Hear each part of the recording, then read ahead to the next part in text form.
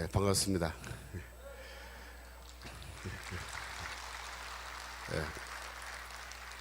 저는 이 다산에 살고 있어요. 그래서 의정부하고 이렇게 많이 멀지 않은데 의정부에 이렇게 좋은 교회가 있는 줄을 몰랐습니다. 오늘 이렇게 와서 보니까 화면으로 보는 것보다 훨씬 더 아름다운 교회고, 또 이 교회 목사님과 여러 성도님들이 너무나 부러운 생각이 많이 듭니다. 앞으로도 계속해서 우리와 함께 힘을 합쳐서 우리 복음으로 하나가 될 수 있기를 간절히 소원합니다. 저는 지금 장로회 신학대학교에서 바울신학 가르치는 신약성경 가르치는 교수로 있는 김초롱입니다. 저는 이 장신대를 이제 MDB 과정을 1991년도에 졸업을 했습니다. 대학은 저는 서울대 사회학과 출신이고 81년도에 입학해서 소위 81학번, 그러니까 586 세대에 저도 속한 그런 사람입니다. 저는 학교 다닐 때 이런 좌파 사상에 깊이 빠져서 이렇게 공부를 했었고, 신학교 와서는 이제 좀 거리를 두고 있었습니다만은 제가 완전히 이 좌파 사상에서 벗어난 거는 미국에 유학 가서예요. 저는 1991년도에 이제 신학교 졸업하고 미국으로 가서 이제 공부를 시작했는데, 제가 미국에서 총 공부한 시간은 16년입니다. 그래서 제가 그 사이에 석사학위 2개 하고 박사학위 하고, 또 제가 LA에서 담임 목회도 한 3년 반 하고, 또 플러신학교에서 공부했는데 학교에서 직원으로 풀타임 직원으로도 제가 좀 일을 하고, 그래서 세월이 많이 보냈습니다.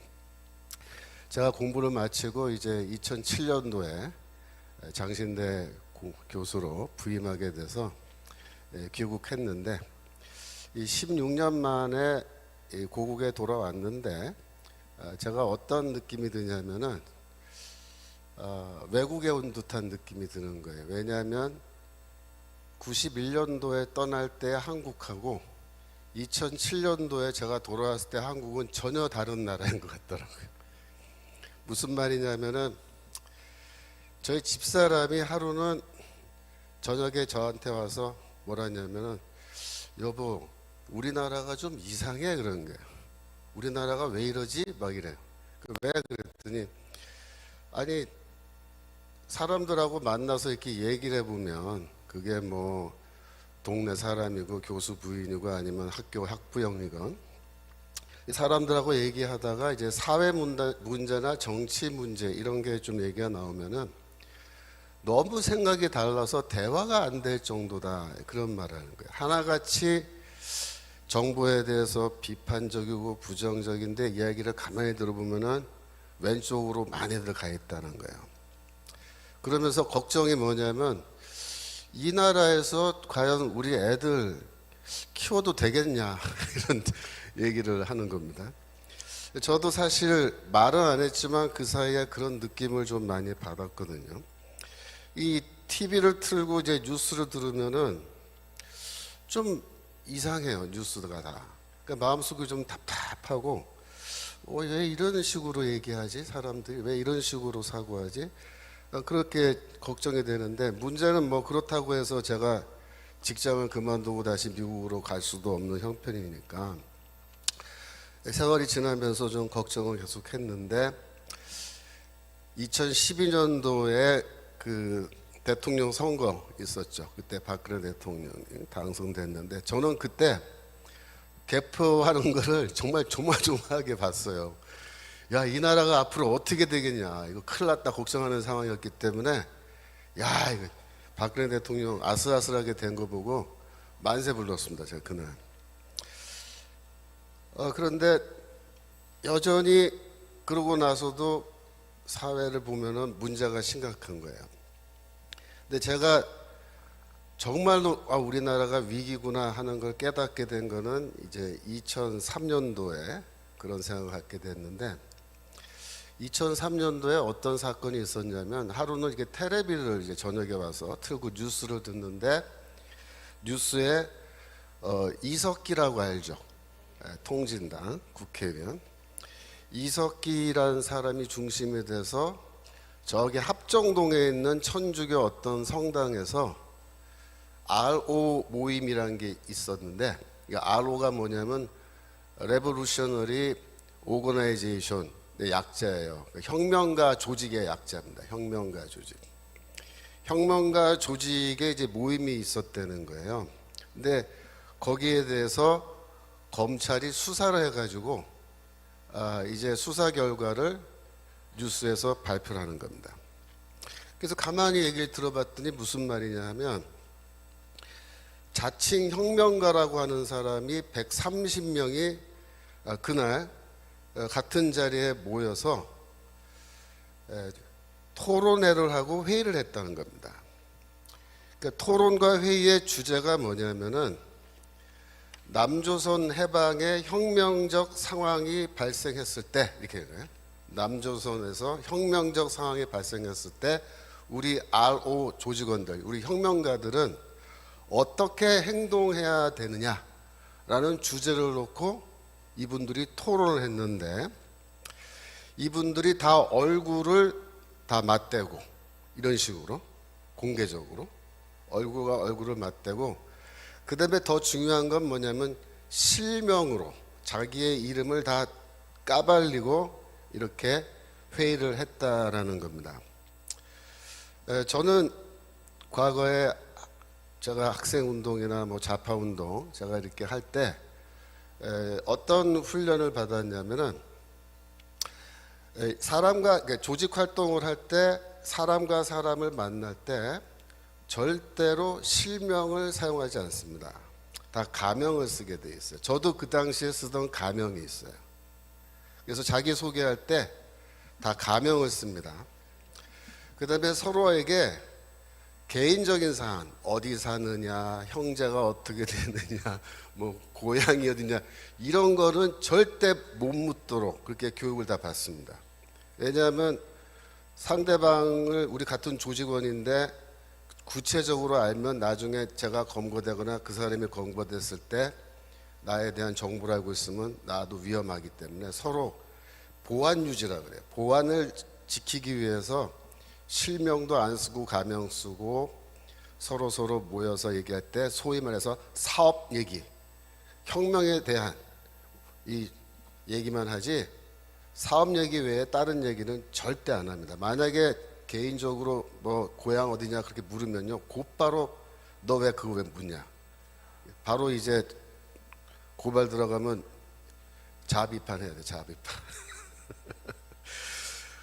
그리고 2명, 3명까지는 괜찮아요.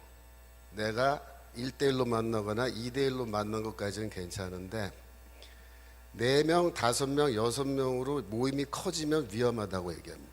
그래서 절대로 여러 명이 모이지 않습니다.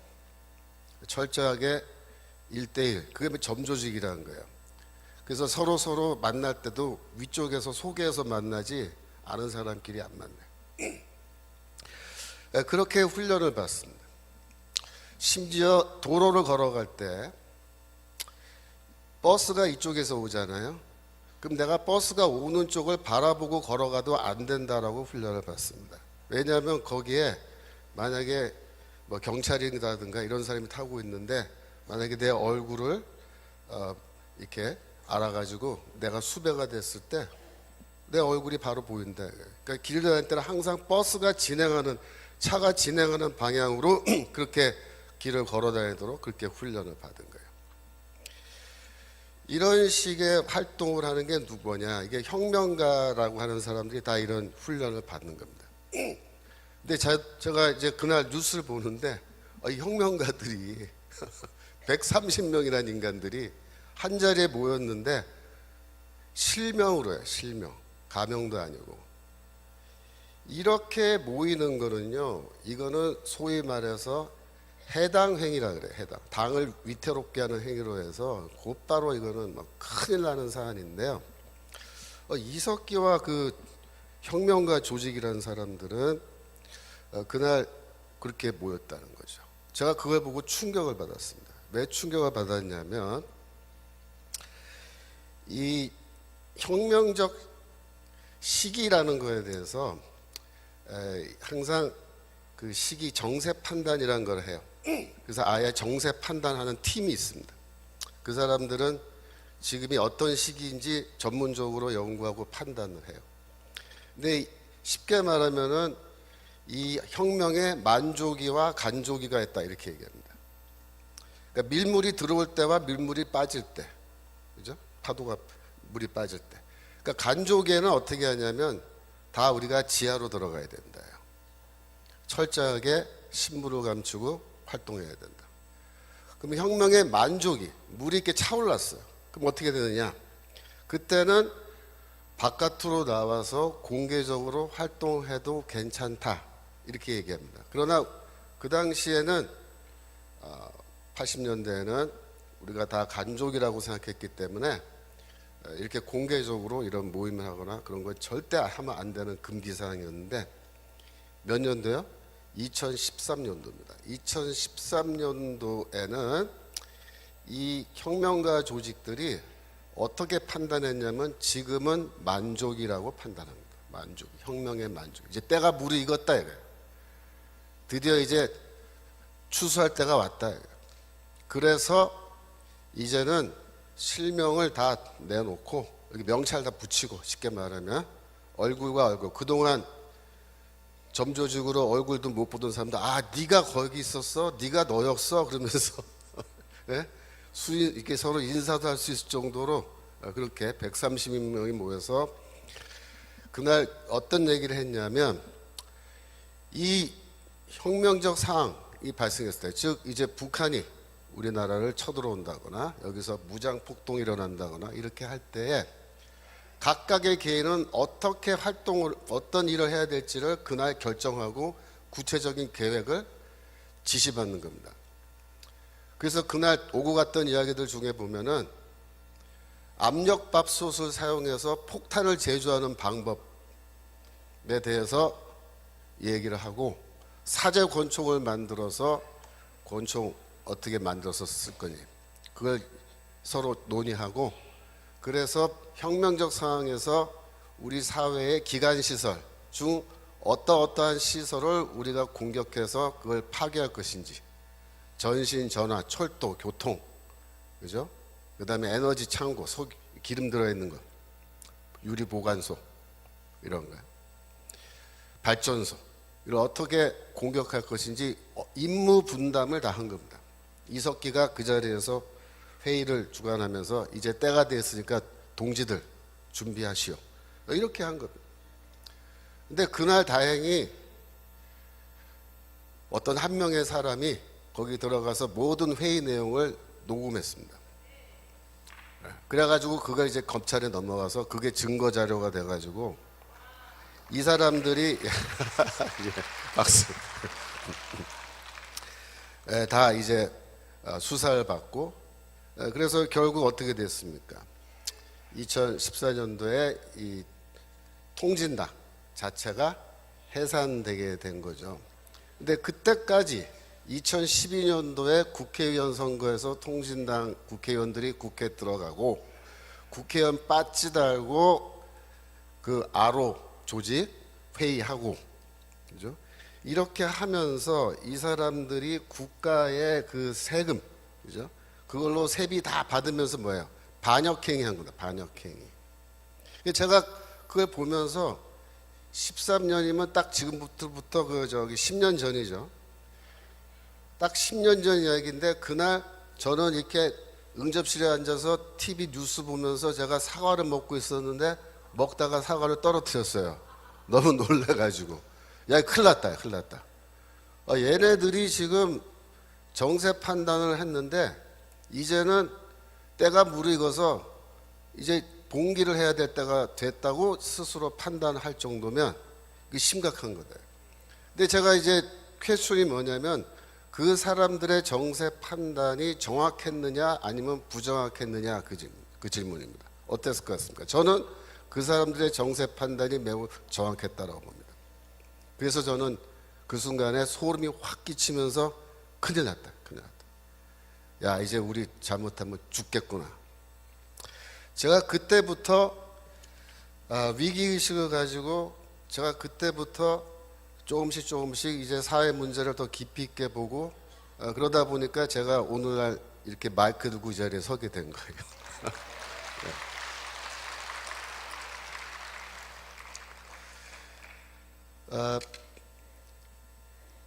그 당시에 안철수 의원이 뭐 이런 말 했어요. 뭐 지금은 조금 정신 차린 모양인데 그때 했던 유명한 말 있죠. 요즘 간첩이 어딨냐 그래서 간첩 없다. 저는 그 말이 부분적으로 맞다 이렇게 생각합니다. 왜? 오늘날 난파 간첩이 어디 있냐 라는 뜻으로 해석하면 그 말이 맞아요. 예, 요새는 뭐 그때 이후로 난파 간첩 굳이 보내지 않아도 그죠? 남쪽에서 자생적으로 생겨난 이 공산주의자들이 스스로 알아서 북파 간첩들보다 더 열심히 일들을 하고 있기 때문에 뭐 남조선에 간첩 보낼 필요가 있냐. 북조선의 그 북쪽의 공화국에 충성하는 사람들이 이렇게 국회의원 배지까지 달고 있는데 뭐 하려고 우리가 애써서 간첩을 보내야 되느냐라는 말로 해석하면 그 말이 정확한 거예요. 이런 모든 문제가 어떻게 해서 생겨났느냐 제가 조금 설명을 드리면, 제가 81년도에 입학할 때만 해도 학생운동이 이렇게 뭐 주체사상 이런 거에 휩쓸려서 그렇게 나가지 않았어요. 제가 사실 학생운동 뭐 그런 거 하다가 학교에서 어느 날 정학을 시킨 거예요. 그러니까 그때는 뭐냐면은 강제로 군대 보내기 위해서 휴학을 시켜요. 휴학. 근데 실제로 그 정학이죠. 그러니까 본인의 의사를 물어보지 않고 어느 날 갑자기 학교에서 강제로 휴학을 시켜버리면요, 일주일 만에 영장이 나옵니다. 신체 검사 받으러 오라고 통지를 갔는데요, 가니까 너는 신체 검사 받을 필요가 없다고 저쪽에 서 있으라 그러더라고. 그리고 나중에 그냥 가라야 통과됐다고 신체 검사. 그래서 그걸 지도 휴학이라고 그래요. 지도 휴학. 그때는 이제 좌익 활동하는 학생들 강제로 전방부대를 보냈어요. 저는 그래서 그때 전방부대 강원도 철원에 있는 3사단에 가서 제가 사병으로 복무를 했는데, 뭐 지금은 제가 감사하게 생각합니다. 그때 제가 철원에서 소총수로 훈련, 뭐 행군, 뭐 구보 이런 거 하도 세게 받아가지고 그때 제가 굉장히 건강해졌어요. 지금까지 그걸로 지금 건강 유지하는데, 군대를 85년에 제대하고 이제 학교로 이제 돌아오게 됐는데 85년 겨울입니다. 12월에 제가 제대해서 왔더니 친구들이 고생 많았다 그러면서 저한테 이거 좀 읽어보라고 책을 줘요. 그래서 이제 그 책을 받아가지고 성경책이 아니고 어떤 책을 줘요. 문건.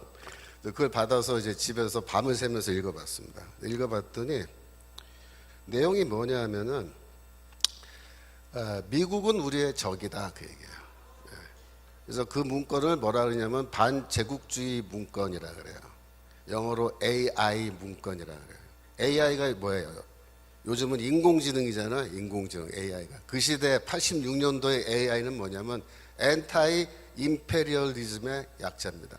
반제국주의 문건.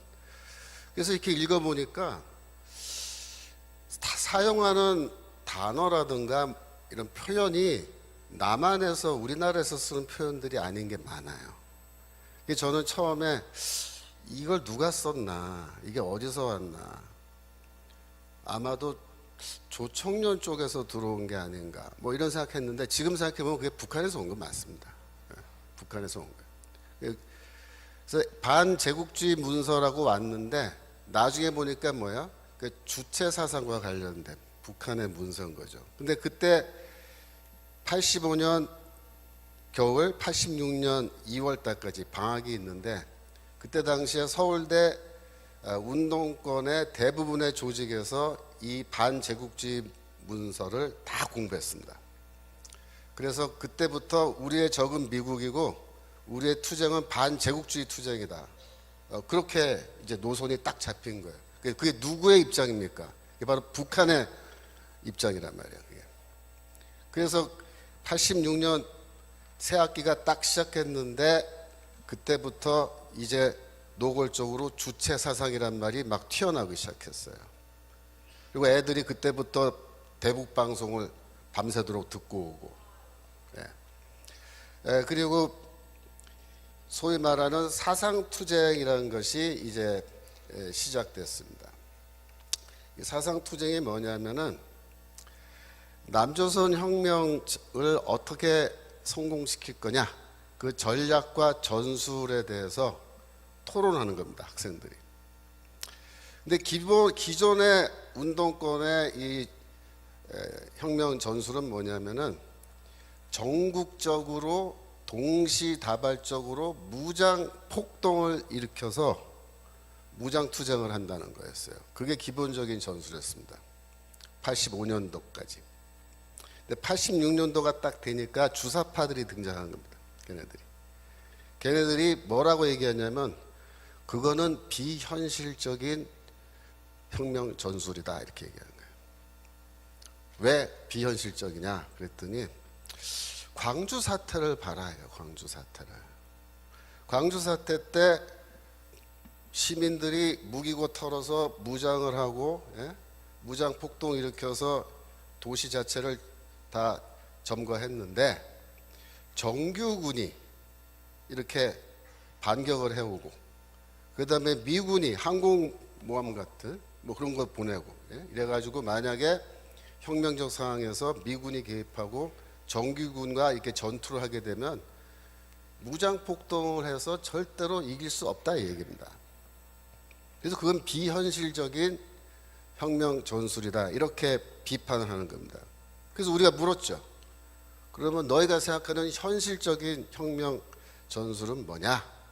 근데 대답이 뭐라고 나오냐면 북조선에 있는 무력을 우리가 동원해야 된다, 이렇게 얘기해요. 북조선에 있는 무력을 동원해야 된다.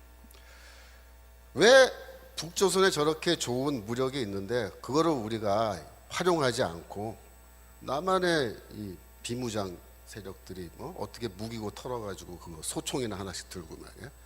그래갖고 혁명 못 이긴다는 거예요. 북한에 있는 압도적 무력을 우리가 활용해야 된다. 그렇게 하기 위해서는 북조선 노동당과 긴밀히 협력하면서 우리가 혁명 사업을 진행해야 된다, 이렇게 이야기하는데, 제가 이 이야기를 2017년도에 저기 외신 기자회견을 하면서 이 얘기를 한번 했어요. 광화문에서. 그때 집회하면서. 그랬더니 신문에 제 이야기가 막 나오고 그러니까 저희 교단에 이 전라도 쪽 노회가 있어요. 거기 노회가 3개가 있는데 제가 광주 사태를 폄하하는 발언을 했다고 저를 징계하라고 우리 총회에 노회 헌의안이 올라갔어요. 우리 학교로 막 전화가 오고 총장한테로 당장에 김초롱 교수 내쫓아라 그러면서. 좌파들이 그런 짓들 해요. 제가 무슨 광주 사태를 폄하하는 말을 했습니까? 저는 광주 사태를 폄하한 게 아니고 광주 사태를 이 주사파 애들이 어떻게 어떤 관점에서 바라봤는지를 제가 정확하게 얘기한 거예요. 그랬더니 막 벌집 쑤셔놓은 것처럼 난리를 치면서 하여튼 제가 그때 그거 보면서 야, 진실을 말하면 죽이려고 드는구나, 이것들이 이제. 여하튼 그래서 그 사상투쟁에서 누가 승리했겠습니까? 주사파가 승리한 겁니다. 왜냐하면 북조선에 있는 그 무력을 동원해야 된다고 얘기하는데 이쪽에서 반박할 뭐 말이 없는 거예요. 너희는 비현실적인 전술 갖고 뭐 무슨 혁명을 하겠다고 그러냐. 그래서 그것 때문에 학생운동 조직의 70% 이상이 86년도에 전부 다 주사파에게 넘어간 겁니다. 그래서 그때부터 주사파들이 이 실권을 잡고 전체 학생들 단과대별로 과별로 스터디 모임들 만들어 가지고 이거 다 학습시켜 가지고 이 조직원들 외에 대중교육까지 들어 가지고 이 주체 사상 이런 게 좌파 사상이 쫙 이제 학생들에게 유포된 겁니다. 원래 뭐 NLPD 이런 말 들어보셨죠? 이 PD 계열이 원래 다수파였는데 그때 소수파로 전락한 거예요. 그때 PD랑 엄청 싸웠어요. 이 주사파들. 근데 이 논쟁에서 지면서 어떻게 되냐면 이쪽 PD 조직이 다 괴멸됐습니다. 이 주사파들이 얼마나 악랄한 놈들이냐면은 뭐 NLPD 다 사실 똑같은 놈들이잖아. 그 당시에 그 놈이 그 놈인데 이놈들 다 공산주의자들인데 이 주사파들은 논쟁을 해서 조직을 장악하면은 괜찮은데 만약에 장악을 못 하잖아요. 그럼 어떻게 하냐면은 PD 쪽 조직 이름과 주소와 전화번호를 다 파악해가지고 그걸 경찰에다 넘겨버려요. 이런 짓 하는 놈들이에요. 주사파 놈들이. 그러니까 주사파는 쉽게 말하면 좌익 운동 중에서 자기들 위에 다른 생각 갖고 있는 놈들을 적으로 봐요. 그래서 저놈들은 조직을 다 괴멸시켜야 된다 그래갖고 경찰에 아예 명단을 넘겨버려요. 그러니까 저도 그때 당시에 사상투쟁하면서 이렇게 하다가 결국 우리가 이기긴 이겼는데 저놈들이 하여튼 우리 다 파악이 끝났기 때문에 우리도 할 수 없이 조직 다 해산하고 저도 집으로 돌아온 겁니다. 자, 그때 아주 이 주사파들에 대한 환멸, 인간이 아니다 이것들은 그런 생각을 하게 됐죠. 그래서 87년도에 6년도에 주사파가 쫙 이 학생운동권 다 장악했고 87년도에 이제 민주화 운동이라 그래가지고 대통령 직선제 했잖아요. 근데 그때 이제 그게 주사파의 승리죠. 왜 그래요? 민주화 주사파가 민주화 세력 혹은 민주화 운동의 주역, 한국의 민주주의를 가져온 공헌, 장모님들로 그렇게 이제 가면을 쓰게 된 거예요. 이놈들이 아주 못된 종북 세력인데 타이틀은 뭐예요? 민주화 세력이에요. 민주화 세력. 그래가지고 이제 뭐 자기들이 공산주의 운동을 민주화 운동으로 둔갑을 시키는 거죠. 88년도가 되면 어떤 일이 벌어지냐면은 전국의 노동운동, 사회문화운동, 뭐 기독교 운동도 마찬가지, 좌파 기독교 운동, 몽땅 다 주사파가 접수합니다. 다 쳐들어가서 이 학번은 86, 85, 86, 87학번들이에요, 얘네들이. 근데 쳐들어가서 선배들 다 쫓아내는 겁니다. 사상투쟁하면서. 다 나가라, 이거 나가라. 몰아내고. 그래갖고 제 나이 또래의 주사파가 아닌 친구들은 그때 노동 현장에 들어갔다가 다 쫓겨나서 나오고 사회 운동단체 이런 데 들어갔다가 쫓겨나오고 갈 데가 없잖아요. 얘네들이 다 어디로 갔냐면 언론기관으로 갔습니다. 네. 신문사, 방송국으로 다 가가지고 지금 그렇게 된 거예요. 그때 당시에 주사파의 대부라는 사람이 김영환이라는 사람인데 이 사람이 이제 1991년도에 북한으로 잠수정을 타고 가서 김일성이를 만나고 옵니다. 이게 주사파의 지도자예요. 근데 이 사람이 아주 특이한 사람입니다. 제가 예전에 박근혜 대통령 시절에 사회 대통합위에서 대통합위원회라고 만들었는데 거기에 분과에 그 이념 분과라고 있었어요. 제가 그때 분과위원으로 들어갔었는데 그때 김영환 씨도 저랑 같은 분과에 있었어요. 제가 그때 한 1년 정도 계속 회의하고 만나서 토론하면서 내가 사귀어본 적이 있는데 특이한 사람입니다. 이 양반이 김일성이랑 면담을 하고 또 주체사상 이론가들과 토론을 했어요. 북한에서. 그랬더니 뭐라 하냐면 놀랍게도 이 사람들이 주체사상을 잘 제대로 모르더라. 그걸 잘 알았다는 거예요. 북한 가서 이제 사회를 봤는데 자기들이 꿈꾸던 그런 세상이 아니었다. 그런 사회가 아니었다. 그래서 너무나 실망했다. 이렇게 이제 나중에 얘기를 했습니다. 그리고 돌아와서 6년이 흐른 뒤에 1997년도에 김영환이가 주사파 지하 조직인데요, 민혁당이라 그래요. 민혁당 조직을 해산하기로 결정을 하고 지도자들을 다 불러 모았어요. 그래서 내가 북한도 다녀오고 다 알아봤는데 우리가 이거 속은 것 같다. 그래서 나는 이제부터 북한 해방운동 해야겠다. 뭐 그러면서 민혁당 조직 해산하자. 이렇게 하고 상당 부분의 조직은 해산했습니다. 그런데 그때 끝까지 해산 안 한 조직이 경기 동부연합이라고 말하는 그 사람들인데, 이 사람들이야말로 진정한 주사파입니다. 네. 우리는 끝까지 북한에게 충성해야겠다, 이런 사람들인데, 이 경기 동부연합이 결국 누가 수장이냐면 이석기가 바로 수장인 거죠. 이 사람들이 성남시를 거점으로 해서 조직을 갖고 있는데 서울 외국어대학 용인 캠퍼스 출신들이 주로 되어 있고요. 근데 이 사람들이 왜 중요하냐면은 2010년도에 이재명이가 성남시장 선거에 출마합니다. 그 전에 이재명이는 민변 있죠, 민주화를 위한 변호사 모임, 민변에서도 활동하고 성남시에서 변호사로서 있으면서 뭐 여러 가지 활동하다가 민주당에 들어가서 뭐 국회의원 출마도 해보는데 실패해요. 그랬는데 성남시 시장에 이제 2010년도에 출마를 했는데, 그때 당시에 민노당이라고 있었어요. 민노당을 이 경기동부연합이 거기 민노당에다 가입해서 민노당을 통째로 이제 장악해서 갖고 있는 상태였는데, 그 당시에 민노당도 성남시장 후보를 냈습니다. 김미희라고 서울대 약대 출신이에요.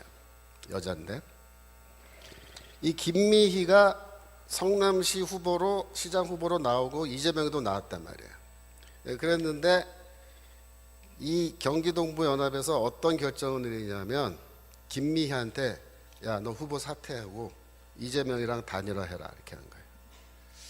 왜 그렇게 했느냐?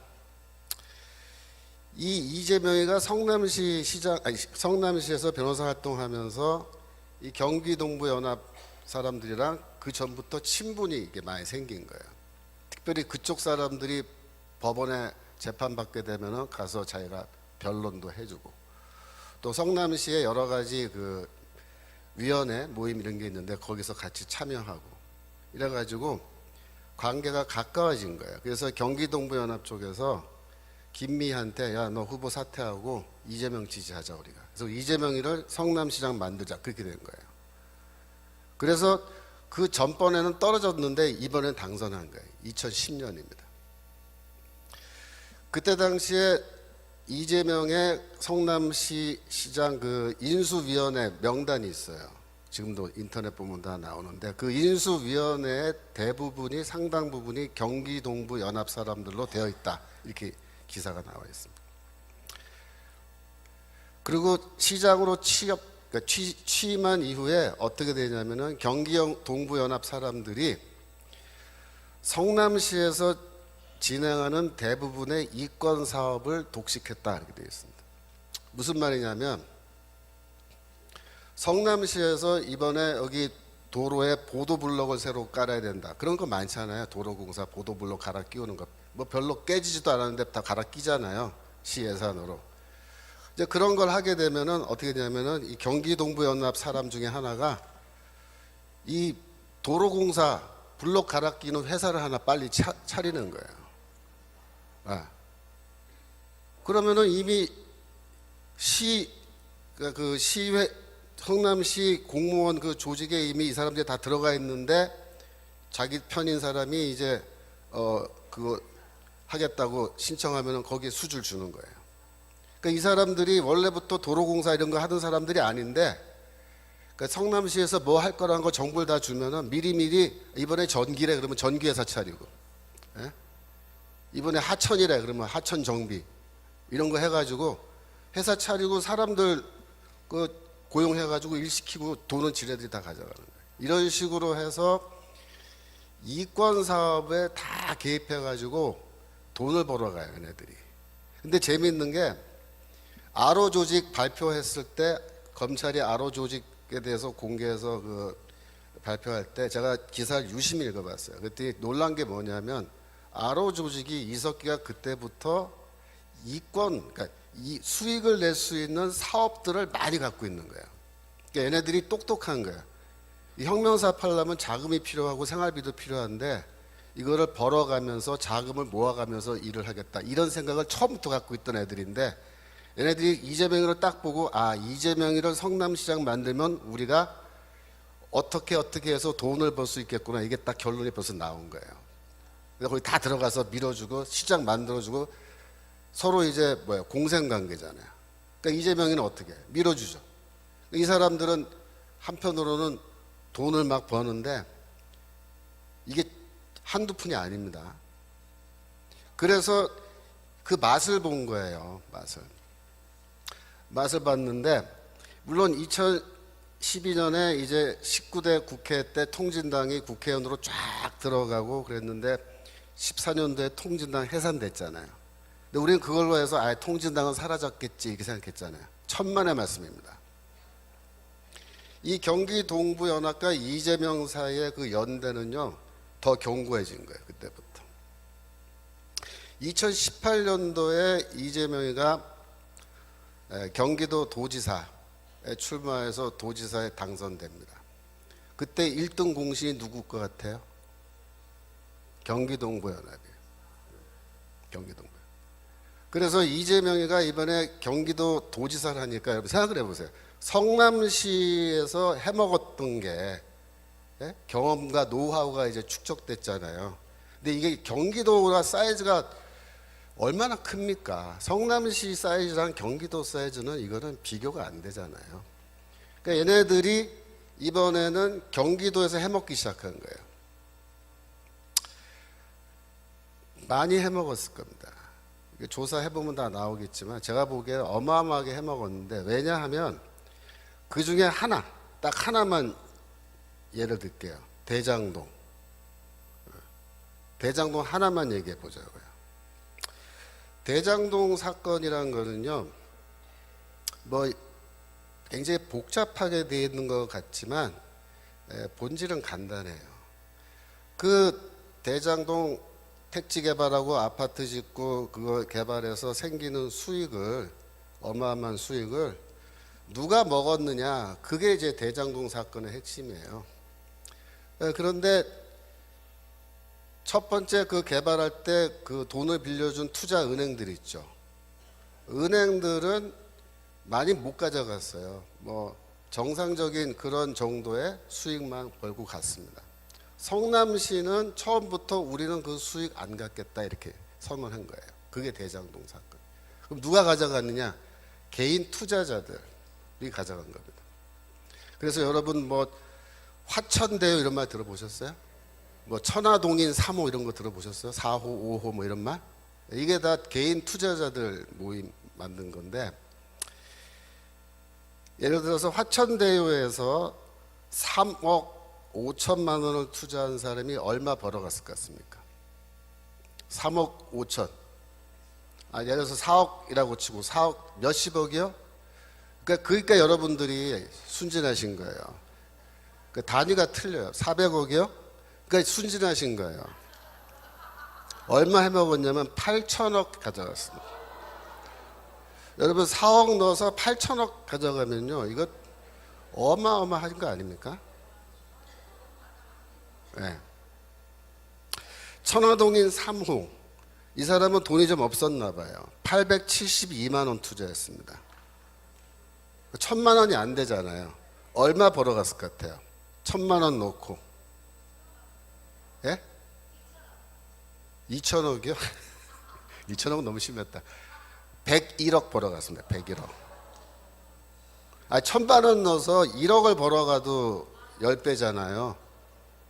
10억 벌어가면 100배고 근데 100억 벌어갔으니까 1000배 투자해서 수익률 1000배 여러분 이해되세요? 이게 대장동이에요. 자, 무슨 말이냐면 성남시에서 해먹고 경기도에서 이제 해먹는데 우리는 모르는 거예요. 뭐 어디서 얼마큼 해먹었는지 이 경기동부연합 애들이. 그런데 이거 딱 터지고 나서 제가 딱 들여다보니까 8천억이고 뭐 이러면요, 조금만 더 해먹으면 1조잖아요. 1조. 네? 그러니까 이 경기동부연합 애들이 이제 통이 커져가지고 이제 해먹으면은요, 한 1조 정도 해먹는데 이게 다 뭐냐면요, 혁명 자금입니다. 좋은 말로 정치 자금이 되겠지만 이재명의 경기동부연합 입장에서 혁명 자금이에요. 그래서 이 돈을 지금 누가 갖고 있는지 이제 파악이 안 되는 거예요. 검찰이 지금 수사를 하고 있는지 안 하는지도 모르겠는데 이게 지금 누가 이 돈을 다 갖고 있고 어디에서 지금 어떤 용도로 지금 썼고 얼마가 남아 있는지 파악이 돼야 되는데 이게 지금 오리무중이죠. 이 대장동 사건 터지면서 어떤 사람들 이름이 튀어나왔냐면은 뭐 권순일 대법관 뭐 아세요? 권순일 대법관, 박영수 전 특별검사, 박근혜 대통령 수사에서 감옥에 집어넣은 놈이죠. 김순환 전 검찰총장, 강찬우 전 수험지검장, 이런 사람들의 이름이 막 튀어나오죠. 그죠?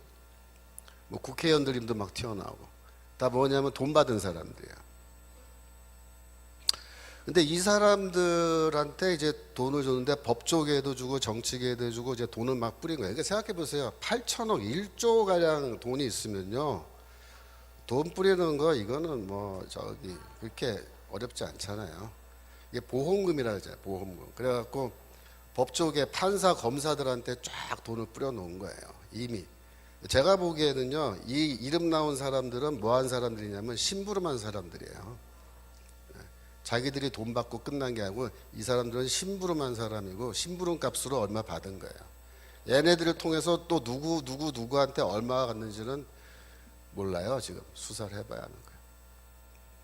그러니까 이재명이가 법정에 끌려가도 겁을 안 내는 거예요. 네. 뭐 겁나요? 나한테 돈 받은 놈들인데. 어이, 다 아는 놈들이구만 그러는 거예요. 가서 보니까. 그러니까 이 판결이 그렇게 나오는 거예요, 지금.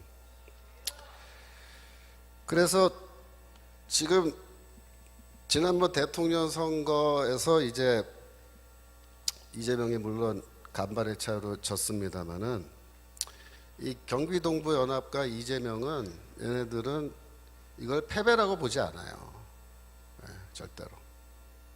얘네들은 지금 우리가 한 발 후퇴했지만 2보 전진하면 된다 이렇게 생각하는 애들입니다. 지금 현재 민주당은요, 이재명이 꽉 쥐고 있어요. 그 당권파라 그러잖아요. 당권파, 이재명파. 누굴까요? 경기동부 연합 사람들입니다. 그러니까 지금 이재명이 그저께 뉴스 보니까 인재위원장이 됐대요. 자기가 스스로 인재위원장으로 자기를 임명했대요. 그래서 민주당에 왜 인재위원장이 생겼냐면 내년도 국회의원 공천 때문에 이게 생긴 겁니다. 왜? 새로운 인재를 국회의원으로 공천 줘서 이제 당선시켜야 된다 이거죠. 그러니까 이재명이가 내가 인재위원장 하겠다라고 할 때 그 뜻은 뭐예요? 공천은 내가 하겠다예요. 그러니까 지금 이재명이한테 반기 들고 있는 그 비주류, 민주당 비주류들 너희는 뭐 알아서 해라 이거야. 너희는 절대 공천 안 줘. 내가 아예 선언한 겁니다. 그러면 이재명이는 누구를 공천할까요? 네. 그동안 자기를 성남시장 만들어주고 경기도 도지사 만들어주고 앞으로 나를 대통령 만들어줄 사람들 누굽니까? 진짜 주사파, 진짜 찐, 진짜 주사파인 이 경기동부 연합 계열의 사람들을 분명히 공천할 겁니다. 근데 문제는 뭐냐면 이 사람들이 예전부터 이 지하 조직으로 이렇게 다 엮여 있는 사람들이기 때문에 이제 공천을 누구 주는데 누가 누구인지 잘 몰라요 우리가. 그래서 우리가 잘 모르는 어떤 사람이 이제 어느 지역에 공천 받아서 나왔다 이거예요. 그러면은 그거를 생각할 때 어떻게 생각합니까? 아, 뭐 좋은 사람이겠지. 그렇게 생각하면은 안 된다. 결국 그동안 얽혀있던 자기를 지금까지 지원해준 이 사람들을 이제 금배지 따라주는 거예요. 그러면 주사파 중에서 지금까지 전향하지 않고 우리는 끝까지 북한에 충성을 다해야겠다라고 끝까지 조직을 유지해온 이 사람들이 결국은 뭡니까? 민주당을 장악하는 겁니다. 그게 뭐냐면 내년도 총선이에요. 내년도 총선 때 민주당은 완전히 물갈이 될 겁니다. 지금은 뭐 이렇게 섞여 있지만 그때는 칼라가 단일하게 될 거예요. 겉으로 보기에는 이재명파가 이제 당권파로 다 통일됐다라고 그렇게 말하지만 그 속내는 뭐예요? 진짜 주사파입니다. 얘네들이. 이건 뭐냐? 이석기의 부활입니다. 이석기의 부활. 이석기가 2014년도에 통진당 해산되고 감옥 갔잖아요. 몇 년 전에 석방됐죠. 나와서 지금 조용하죠. 아무것도 안 하고 놀고 있을까요? 아닙니다. 다 작전 계획 짜고 다 명령하고 이거 다 지금 조직이 활발하게 움직이고 있는데 얘네들이 어마어마한 돈까지 이제 정치 자금까지 다 확보했기 때문에 얘네들이 할 수 없는 일이 없어요.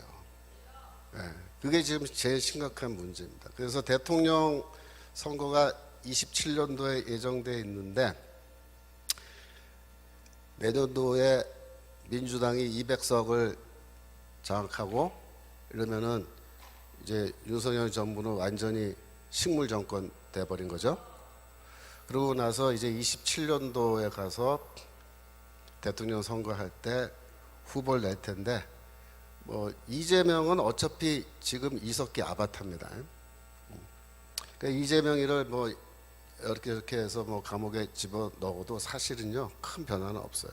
왜냐하면은 이재명이 구속돼서 들어가면 또 다른 이석기의 아바타가 이제 등장하는 거예요. 그래서 얘네들이 이제 대통령 선거해서 만약에 그쪽 후보가 대통령으로 당선되면 제가 보기에는 그 순간 대한민국은 끝입니다.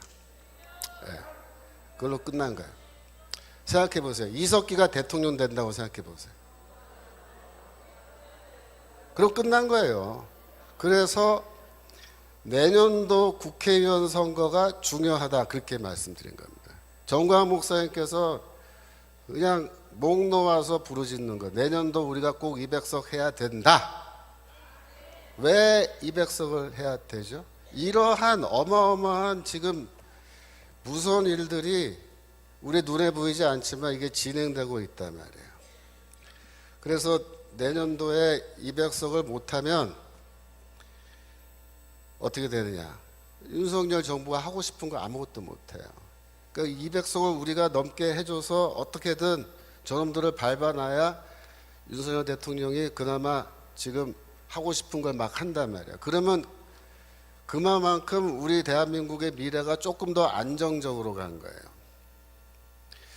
정광 목사님께서 지난번 대통령 선거를 평가하면서 하나님이 우리를 사랑해 주시고 우리가 눈물 흘리면서 기도하고 과문에 나가서 그 추운 겨울에 그 고생하면서 집회하고 이래가지고 하나님이 우리 대한민국의 생명을 5년 더 연장해 주셨다 이렇게 얘기하죠.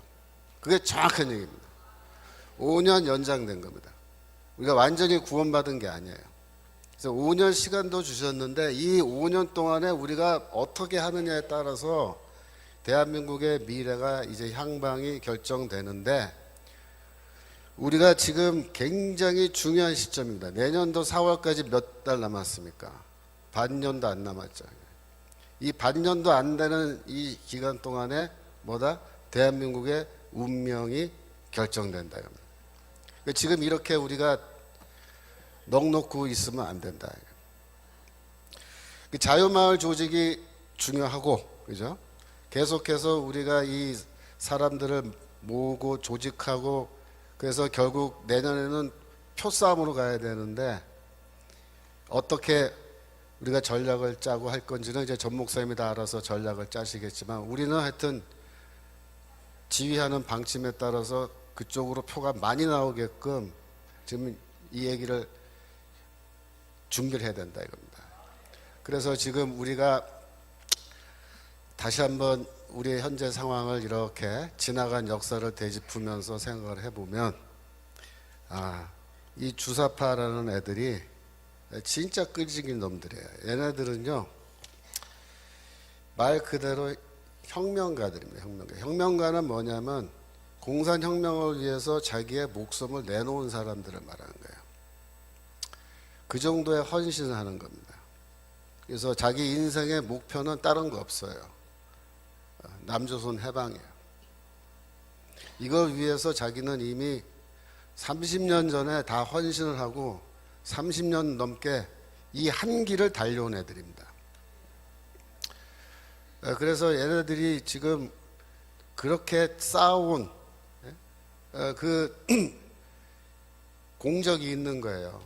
근데 이게 지금 만만하게 보면 안 되는 거예요. 지금 어디까지 왔냐면 우리 목 앞에 여기까지 칼이 들어와 있는 거예요, 지금.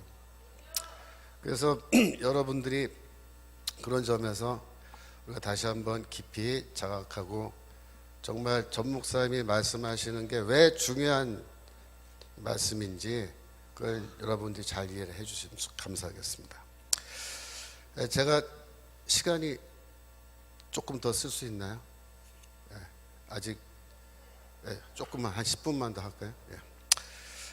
그래서 이 얘네들이 이러한 겉으로는, 속으로는 남조선 해방이고 혁명이고 공산혁명이고 이건데, 겉으로는 이제 어떻게 포장하냐면은 우리는 모든 사람들이 잘 살 수 있는 그런 국가를 만드는 게 목표다 이렇게 얘기하는 거예요. 쉽게 말하면 이런 거예요. 여러분, 사실 지금 제가 개인적으로 걱정하는 건 뭐냐면, 전 세계적으로 경제 위기잖아요. 지금 우리나라도 아직 뭐 뻥 터지진 않았지만 지금 경제적으로 굉장히 위기 상황으로 가고 있고, 24년이 제일 위험한 한 해가 될 거다 이렇게도 추측을 하고, 만약에 경제 위기가 터지면요, 어떤 일이 벌어지냐면 경제적으로 어려운 상황에서는 좌파들이 훨씬 선거에서 유리합니다. 그게 문제예요. 내년도 국회의원 선거 때까지 안 터지면 다행인데, 터지면 우리가 정말 불리한 상황 돼버리는 거고, 그 다음에 2004년도 후반에 터지는 경우에 27년 대통령 선거 때까지 시간이 있는데, 그때까지 경제가 회복을 해서 우리한테 유리한 상황이 되면 좋은데, 그렇지 않고 계속 불리한 상황에서 선거하면 더 어려운 거죠. 이러한 맥락에서 제일 잘 먹히는 주장이 뭐냐면, 국가가 이 팍팍한 경제적 상황 속에서 모든 민생 문제를 우리가 다 해결해 주겠다라는 거예요. 그러니까 이 젊은 사람들일수록 지금 더 힘드니까 취직도 안 되고, 그런 말에 홀딱 넘어가요.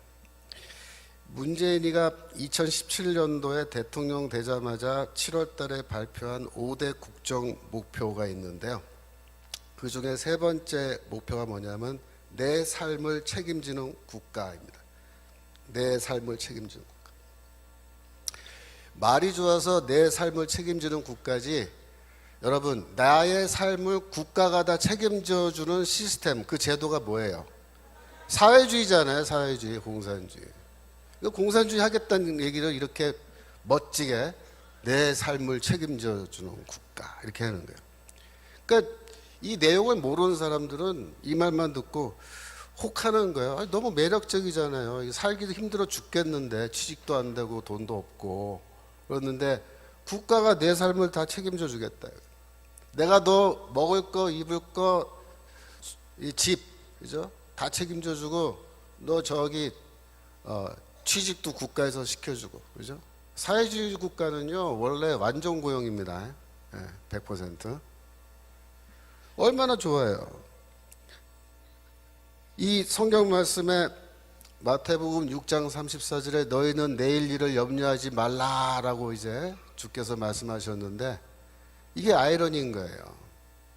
이 국가가 모든 걸 다 책임져 줄 테니까 너희는 염려하지 말고 편안하게 살아라. 내 말만 잘 들으면서 그렇게 얘기하는 건데, 이러한 핑크빛 미래를 이렇게 청사진으로 보여주면요 다 거기에 속아 넘어가는 거예요. 여러분, 이때 국가가 내 삶을 책임져 주겠다 할 때 국가는요 이게 메시아예요. 메시아. 예? 여러분, 메시아는 누구예요? 예수 그리스도가 메시아입니다. 예수 그리스도가 우리의 구원자이신데, 이 자식들은 국가가 너희를 구원해 줄 메시아다 이렇게 얘기해요. 그래서 이 사회주의 국가는요 국가가 메시아니까 국가의 최고 지도자가 뭐가 되냐면 우상이 되는 거예요. 우상. 왜? 이분이 우리를 다 먹여주고 살게 해주니까. 최고 지도자가 나에게 밥도 주니까. 나 밥 주니까 누구야? 어버이 수령이에요. 어버이 수령. 예? 그래서 국가가 모든 걸 책임져 주고 이렇게 할 테니까 우리 뽑아라 이거야. 우리한테 표 달라 이거야. 그런데 여러분, 국가가요 모든 국민의 삶을 다 책임져 주고 이렇게 하려면요 어떻게 해야 되냐면, 세금 걷어서는 먹여 살리지 못해요. 세금으로. 생각해 보세요. 전 국민을 먹여 살려야 되는데 세금 갖고 되겠습니까? 그러니까 이걸 하려면 어떻게 되냐면 국가의 모든 생산 시설을 국유화해야 되는 거예요. 그 공산사회는 다 국유화하잖아요. 그래서 공산주의 국가에는요 세금이 없어요. 공산국가에는 세금 없습니다, 여러분. 이거 민주주의 국가에 세금 내는 거예요. 그리고 모든 걸 다 국유화하고 토지도 국유화하고, 그죠? 근데 말은 좋아요. 공동소유래. 그걸 또 공동소유. 공동소유는 무슨 공동소유예요? 예? 이렇게 해놓고 지네들이 또 다 헤쳐먹을 거면서. 그래서 국가가 만능의 권력과 권한을 가져야 또 먹여 살릴 수 있다. 이래가지고 입법부, 사법부는 필요 없어요. 행정부가 더 우위에 있는 강력한 권력을 가져야 돼요. 무제한의 권력이죠. 그 다음에 일반 시민들은 자유를 포기해야 됩니다. 자유. 왜? 국가가 다 먹여주고 살려주는 대신에 내 말 들어야 돼요. 내 말. 국가에 반항하고 이렇게 하면 어떻게 돼요? 너는 필요 없다. 수용소 보내버린다. 이렇게 되는 거예요. 그래서 전체주의 이 정부로 나가는데, 성경 말씀 하나만 볼 수 있을까요? 예, 누가복음 16장 13절. 원래 제가 성경 전문가인데 오늘은 이제 성경 한 구절로 할게요. 누가복음 16장 13절. 예. 지파인이 두 주인을 섬길 수 없나니 혹 이를 미워하고 저를 사랑하고 혹 이를 중히 여기고 저를 경히 여길 것입니다. 너희가 하나님과 재물을 겸하여 섬길 수 없느니라. 아멘. 너희가 하나님과 재물을 겸하여 섬길 수 없다. 이 이야기에서 재물을 헬라어로 읽으면 맘모나스라는 단어예요. 그 말에서 맘모니즘이라는 단어가 생긴 겁니다. 맘모니즘 뭐예요? 재물을 섬기는 우상 숭배를 맘모니즘이라는 거예요. 제가 대학생 때 또 그 이후에 교회에서 어떻게 배웠냐면, 이 맘모니즘이 뭐냐, 구체적으로 우리 시대에 맘모니즘은 자본주의다 이렇게 가르쳤습니다. 그렇게 배웠습니다. 그래서 자본주의 시스템과 하나님을 섬기는, 제대로 섬기는 것, 이거는 양립 불가능하다. 그 무슨 말이에요? 자본주의 때려 부셔야 된다. 하나님을 제대로 섬기려면. 이렇게 배웠어요. 지금도 이렇게 가르치는 사람들이 수두룩합니다. 제가 들은 얘기가 아니라 저한테 이제 이메일이 온 거예요. 이메일이 와서 보니까 몇 년 전 얘기입니다. 제가 만나본 적도 없던 청년인데 그 청년이 질문한 거예요. 내가 다니는 교회 목사님이, 청년부 목사님이 이 대기업은 재벌인데 이 재벌은 노동자들을 착취한단 말이에요. 그래서 재벌 기업에서 사원으로 일하면은 재벌들의 착취에 협조하는 거니까 그 죄다 이렇게 가르친 거예요. 그게 듣고 이 사람이 저한테 이메일을 해서 물어보는 거예요.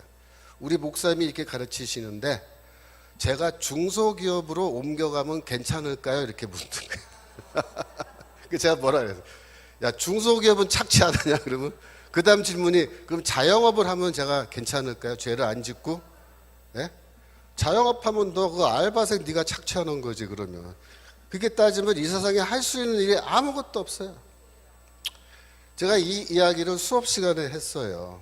제가 이제 우리 목회전문대학원이라고 목사님들 수업인데 제가 이 얘기를 했더니 어떤 목사님이 뭐라 하냐면 교수님 그거보다 더 황당한 일이 있었습니다. 무슨 일이냐? 자기가 아는 어떤 교회인데 그 교회에서는 전도사님이 애들한테 뭐라고 설교했냐면 이 자본주의를 철폐하고 사회주의 해야 된다고 설교에서 얘기했대요.